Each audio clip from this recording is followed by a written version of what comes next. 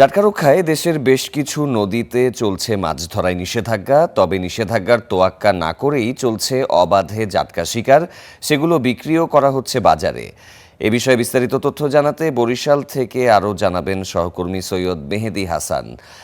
মেহেদী, নিষেধাজ্ঞা তো দেয়া হয়েছে, তারপরও আসলে এই জাটকা কেন ধরা হচ্ছে? জেলেদের কি পর্যাপ্ত আসলে সাহায্য সহযোগিতা যেটি দেওয়ার কথা ছিল সেটি কি দেয়া হচ্ছে না? আর বাজারে যে বিক্রয় করা হচ্ছে এ ব্যাপারে প্রশাসন কি কোনো ধরনের উদ্যোগ নিয়েছে কি?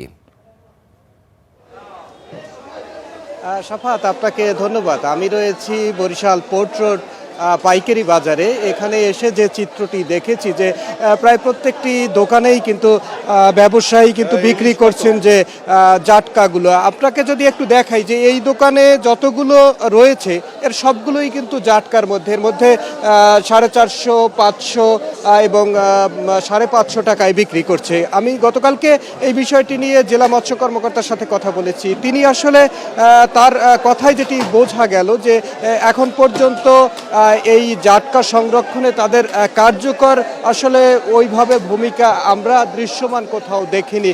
জেলে পল্লীতে খোঁজ নিয়ে যেটি জেনেছি, জেলেরা বলেছেন যে সরকারের পক্ষ থেকে ঘোষণা দেয়া হয়েছিল সহায়তার, তবে এখন পর্যন্ত অনেক স্থানে এই সহায়তা পৌঁছেনি। ফলে নদীতে কিন্তু মাছ শিকার চলছেই, যার প্রমাণ হিসেবে আমরা এই পোর্ট রোডে এসে দেখেছি যে ছোট বড় সকল ধরনের ইলিশ এবং জাটকা কিন্তু পাওয়া যাচ্ছে এবং সুলভ মূল্যে, এবং সকলেই কিন্তু এটি জানিয়েছেন যে এই জাটকাগুলো নিকটস্থ নদী যেমন কীর্তনখোলা, আরিয়ালখা, মেঘনা নদীর জাটকাই কিন্তু এখানে পাওয়া যাচ্ছে। ফলে এই যে ইলিশ অর্থাৎ জাটকা সংরক্ষণ অভিযানের যে 8 মাসের নিষেধাজ্ঞা চলছে সেটি নিয়ে কিন্তু যথেষ্ট প্রশ্ন করার সুযোগ রয়েছে। জেলেরা মনে করছেন যে তাদের সহায়তা নিশ্চিত করা হোক এবং এই যে জাটকা শিকার নিষিদ্ধ করার কার্যকর ব্যবস্থা গ্রহণ করা হোক। নিশ্চয়ই, আমরাও সেটি প্রত্যাশা করি। সুমন, আপনাকে ধন্যবাদ।